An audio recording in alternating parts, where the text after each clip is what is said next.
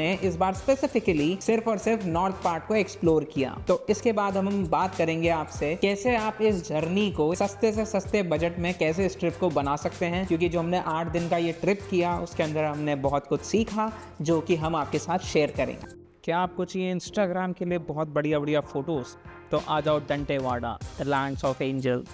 राम राम जी, सबको स्वागत करता हूँ आपका डंटेवाड़ा में। ये यशी का प्लान था, सो हम आ गए यहाँ से अपने होटल से 50 किलोमीटर दूर डंटेवाड़ा को एक्सप्लोर करने। यहाँ पे जो पर पर्सन की फ़ीस लगती है वो लगती है 80 बात, which is equal to around 210 रुपया इंडियन रुपीज़ में। ये एक फेरी लैंड बनाया हुआ है, इसके अंदर आप बढ़िया बढ़िया पिक्चर्स ले सकते हो जो कि इंस्टाग्रामेबल पिक्चर्स आते हैं। This place is okay. अगर आप इंस्टाग्राम में पिक्चर्स डालना चाहते हो बढ़िया बढ़िया, तो ये जगह आपके लिए बनी है।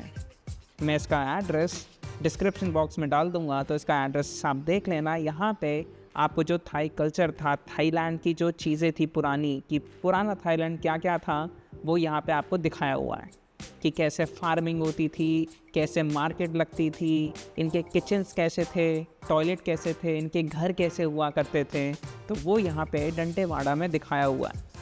अगर आप इंटरेस्टेड हो ये सब देखने में तो आप डंटेवाड़ा आ सकते हो। हमको अच्छा लगा, बट हम ये नहीं कह सकते कि आपको कैसा लगेगा, अच्छा लगेगा या बुरा लगेगा। सबकी एक पर्सनल चॉइस है। हम इसको अगर रेट करेंगे तो हम 10 में से इसको 6 देंगे।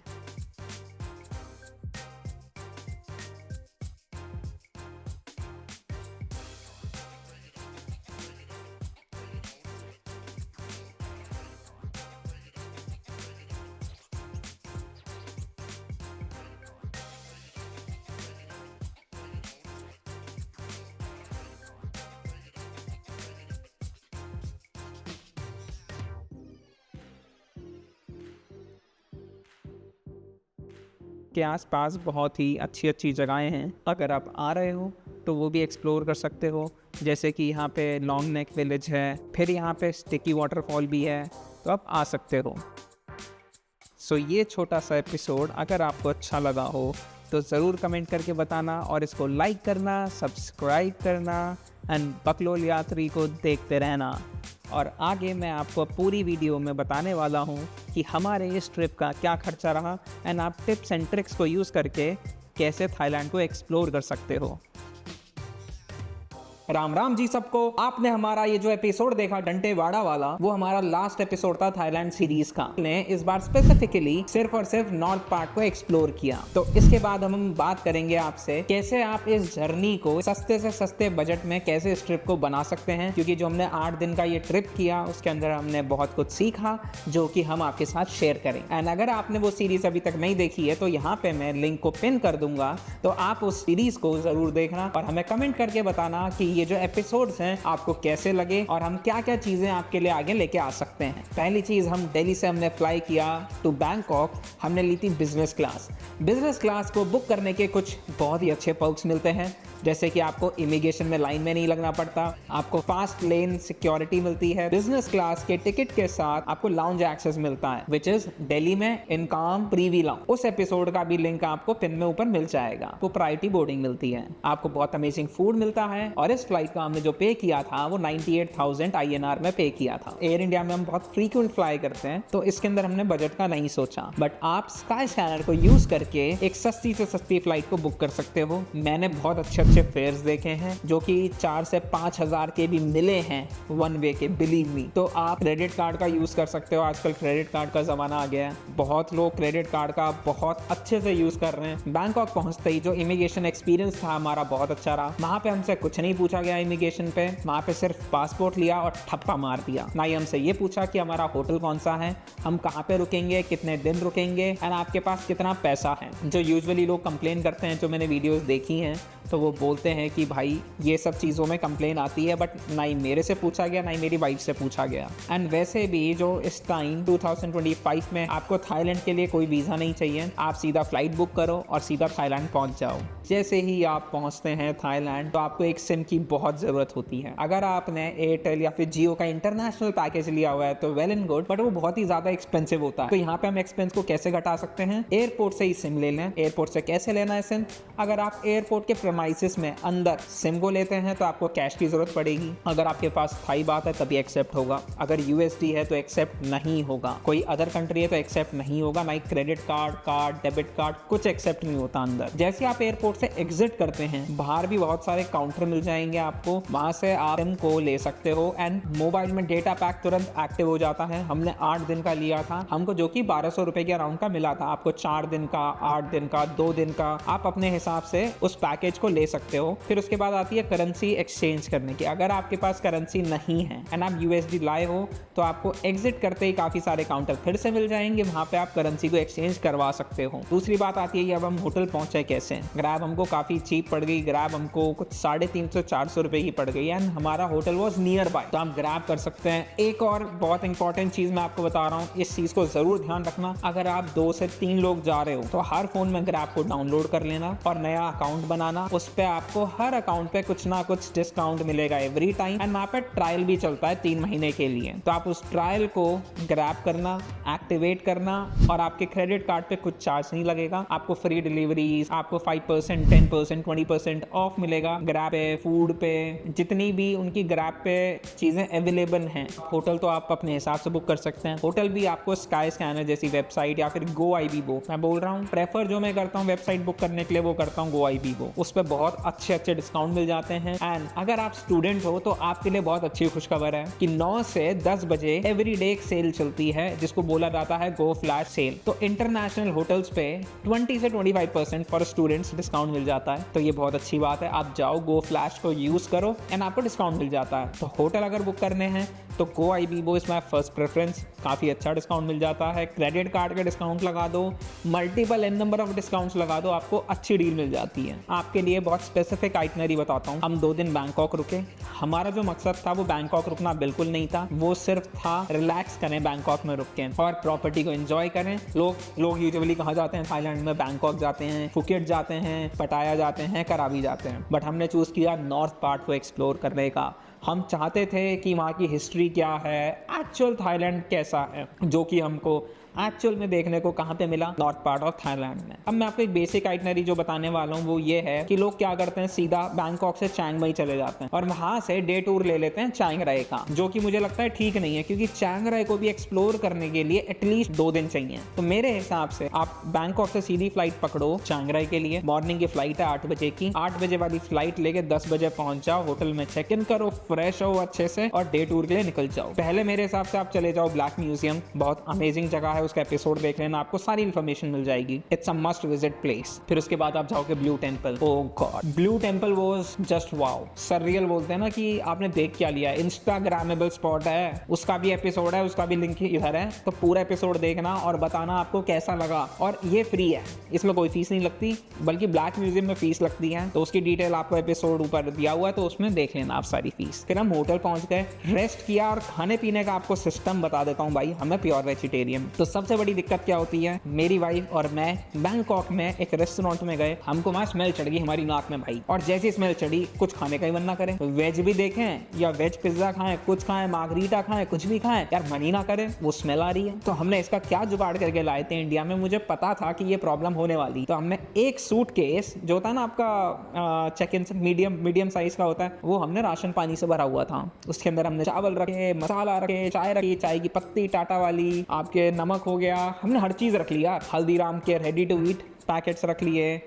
उसमें क्या है ना, जब आप इंडिया से सामान ले गए हो ना, आपको एक ट्रस्ट है कि भाई ये जो मैं डेली कंज्यूम कर रहा हूँ ना, ये वही सामान है जो खा रहा हूँ। आप ये सारा सामान रख सकते हो और एक केटल जरूर रख लेना। केटल क्योंकि होटल की होती है बेकार, एक फूड की अलग केटल आती है, तो वो रख लेना। हेवल्स की एक केटल थी बढ़िया सी जो हमने ली थी, वो रख लेना। और जो हमारा होटल था बहुत अच्छा था, उसका भी हमने रिव्यू डाला है।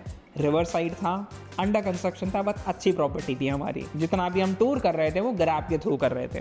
ग्रैब बहुत इजीली एक्सेसिबल है चियांग राई में। अब आ जाते हैं नेक्स्ट डे पे। नेक्स्ट डे की आप आइटनरी क्या रख सकते हो चियांग राई में? पहले जाओ व्हाइट टेंपल, मॉर्निंग में ही अच्छा लगेगा आपको, एकदम जब सन रेज पड़ती है तो बहुत अच्छा लगता है। उसका भी एपिसोड यहाँ पे मैं डाल रहा हूँ, तो प्लीज देखना। फिर हम गए सिंगापुर, मजा आ गया। हम लोगों ने हायर कर ली गोल्फ कार्ट, 2 घंटे पूरे एरिया में गोल्फ कार्ट भगाई, वो भी एपिसोड यहाँ पे है तो देख लेना। अब उसके बाद हम पहुंचते हैं, एक थे वट क्ले क्लैन बुद्धा करके, क्योंकि हमें जाना था ललिता कैफे, तो ललिता कैफे से पहले ये पढ़ते हैं, वहां पे गए। फिर हम गए सीधा ललिता कैफे, बहुत ही फेमस इंस्टाग्रामेबल स्पॉट है, इसीलिए हम लोग यहाँ पे गए। बट मेरे हिसाब से तो वो बिल्कुल वर्थ मुझे लगा। ठीक है, आप जाना चाहते हो तो जा सकते हो, उसका भी एपिसोड ऊपर है। ललिता कैफे के बाद सीधा पहुंच जाते हैं होटल, खाना पीना खा के सो जाते हैं। आता है नेक्स्ट डे। नेक्स्ट डे हमने बस बुक की थी फ्रॉम चियांग राई टू चियांग माई। बस आपको 1500 रुपए में फॉर 2 पर्सन मिल जाती है, एंड वहाँ की जो बस सर्विसेज है बहुत अच्छी हैं, रोड बहुत अच्छी बनाई हुई है। तो आप, क्योंकि अगर आप चियांग राई से चियांग माई फ्लाइट में जाते हो तो पहले बैंकॉक जाएगी, फिर बैंकॉक से बैक टू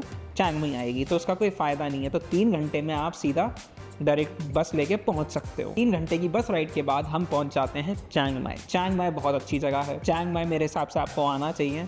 चियांग माई में हमने क्या किया, हमने स्कूटी हायर कर ली फॉर 3 डेज। पर डे का हमको 300 बात पड़ा। एंड यहाँ पे जो पॉलिसी होती है वो होती है फुल टू फुल, मतलब जो आपकी पेट्रोल की टंकी होती है वो आपको फुल भर के देंगे, जब आप वापस दोगे तो आपको टंकी फुल करवा के देनी पड़ेगी। और एक चीज़ बता रहा हूँ, आप अपना इंटरनेशनल ड्राइविंग लाइसेंस बनवा के लाना, क्योंकि जब आप हायर करते हो स्कूटी या किसी कार को तो आपको ड्राइविंग लाइसेंस की एक फ़ोटोकॉपी देनी पड़ती है, वरना आपको ये लोग स्कूटी नहीं देंगे। एंड ये 1000 रुपये में आपके नियरेस्ट RTO पे बन जाएगा। आप इसको ऑनलाइन भी अप्लाई कर सकते हो, तो ये आपके घर तक पहुंच जाएगा। अब हमारा जो स्कूटी लेने का एक सिंपल सा मकसद था कि हमको एज एन टूरिस्ट नहीं घूमना था, हमको एज एन ट्रैवलर घूमना था, हमको चीज़ें एक्सप्लोर करनी थी रुक रुक के, तो इसीलिए हमने स्कूटी हायर कर ली। एंड आपको 100 USD, अब जितना भी थाई बात होता है, उसके अराउंड आपको इन लोगों को एज एन सिक्योरिटी डिपॉजिट करना पड़ता है। और ये जो स्कूटी हमने हायर की थी वो डायरेक्टली होटल के रिसेप्शन से की थी, हमको होटल पे डिलीवरी मिल गई एंड होटल से इन लोगों ने पिक कर ली। एक इंपॉर्टेंट चीज़, अपनी स्कूटी की आप चारों तरफ से वीडियो बना लेना, चेक कर लेना कोई स्क्रैचेस ना हो। अगर स्क्रैचेस हैं तो उन लोगों को इन्फॉर्म कर दो, वरना मैंने बहुत सारे ऐसे स्कैम्स की वीडियो देखी हैं जहाँ पे स्कैम हो जाता है। बट थैंक गॉड हम लोगों के साथ कोई स्कैम नहीं हुआ। तो जो फर्स्ट डे था, फर्स्ट डे हम पहुँचे, हमने रिलैक्स किया, फिर स्कूटी ले ली। नेक्स्ट डे मॉर्निंग में हम सीधा पहुँच गए दोय सुतेप व्यू पॉइंट। बहुत स्केरी था बट बहुत मज़ा आया, की भी वीडियो है तो देख लेना। फिर उसके बाद जब हम नीचे आ रहे थे तो हमने एक जगह देखी जहाँ पे किंग रुकते हैं, जिसको बोला जाता है बम्पिंग पैलेस, वो भी ठीक ठाक है, उसमें भी फीस लगती है। फिर उसके बाद सीधा आ जाते हैं दोय सुतेप टेम्पल पे। नीचे 2 किलोमीटर दूर दोय सुतेप टेम्पल है, ये देखने वाली चीज़ है। वहाँ पे आपको स्टेज से चढ़ना पड़ता है या फिर आप लिफ्ट ले सकते हो। वहाँ पे कुछ 300 के अराउंड सीढ़ियाँ हैं, बहुत लंबी हैं, मज़ा आएगा, अच्छा एक्सपीरियंस मिलेगा। उसका भी एपिसोड आप यहाँ देख सकते हो। तो इसके बाद अब हम जाते हैं वापस बैक टू होटल, रेस्ट करते हैं। फिर उसके बाद हम जाते हैं इवनिंग मार्केट में। आप मार्केट को एक्सप्लोर कर सकते हो, नाइट बाजार देख सकते हो, नाइट लाइफ देख सकते हो, वहाँ की काफ़ी सारी चीज़ें देख सकते हो। अब इसके बाद हम पहुँच जाते हैं बैक टू होटल। फिर होटल के बाद हो जाता है आपका नेक्स्ट डे। अब नेक्स्ट डे क्या करना है? अब नेक्स्ट डे आप जा सकते हो द फेमस जापानीज विलेज, मैं कैंपोंग विलेज। यार जितनी इसकी हाइप बनाई हुई है हमको उतना कुछ खास लगा नहीं, बट ये था कि हमने बहुत लंबा सफ़र स्कूटी पे किया तो वो बहुत अच्छा लगा हमें। यशी और मैंने बहुत एंजॉय किया, बीच में रुके, पहाड़ों का व्यू मिला, वो अलग ही फील था जब हमने जाके टॉप मोस्ट पॉइंट पर कॉफ़ी पीना और सामने का व्यू, वाह, उसका एपिसोड भी यहाँ पे देख लेना। तो फिर उसके बाद ये तो पूरा दिन लग गया हमें, बट हमने क्या किया, हमने सोचा यार जो शाम बची उसको भी यूटिलाइज़ करेंगे। होटल वापस आए, कुछ 10 मिनट के लिए हम होटल रुके होंगे, फिर सीधा हम चल दिए वट उमंग पगोड़ा। भाई 700 साल पुराना पगोड़ा है, तो वो देखना बनता था, जहाँ पे टेम्पल है, टनल्स हैं। आपको वहाँ भी जाके सररियल फील होगा, आपको लगेगा यार 700 साल पुराना। जब आप उस पगोड़ा को देखते हैं ना, इट्स लाइक कि यार वहाँ पे मेडिटेशन सेंटर भी है, काफ़ी सारी चीज़ें। वो हमारे होटल से कुछ 4-5 किलोमीटर दूर था, इसलिए हम चले गए। अच्छा था, आपको वहाँ तो मैं बोलता हूँ जाना चाहिए। अब हम पहुँच जाते हैं बैक टू होटल। अब हम रात को नेक्स्ट डे की प्लानिंग कर लेते हैं। नेक्स्ट डे भी हमारा फुल ऑन बिजी होता है, तो आप खाना पीना खाओ। हमने बाहर से मंगवाया था खाना, हमने सोचा था कि यार इंडियन रेस्टोरेंट से खाना ट्राई किया जाए, मंगवाया, बट सेटिंग था बहुत। उसमें नान के नाम पे या तंदूरी रोटी के नाम पे आपको कुलचा दे देते हैं। मतलब यार नहीं नाइट मेयर था भाई खाना तो। अच्छा हुआ हम ले गए थे खाना रख के। अब हम खाना पीना अपना वही खाना पीना बना के हम सो गए। नेक्स्ट डे ये यशी ने सजेस्ट किया था कि हम जाएंगे डंटेवाड़ा। डंटेवाड़ा हमारे होटल से कुछ अराउंड 50 किलोमीटर दूर था एंड ये भी हम स्कूटी पे हमने कवर किया इस चीज़ को। वहाँ पे पेट्रोल का दाम भी ठीक ठाक है। स्कूटी से यार आपको फ़र्क ही नहीं पड़ेगा, मतलब आपका जो दिन का खर्चा होगा ना, जो ग्रैब लेती सीधा 2-2, 3-3, 4-4 हज़ार, बट स्कूटी में आप निमट जाते हो कितने में, 600-700 रुपये पर डे में।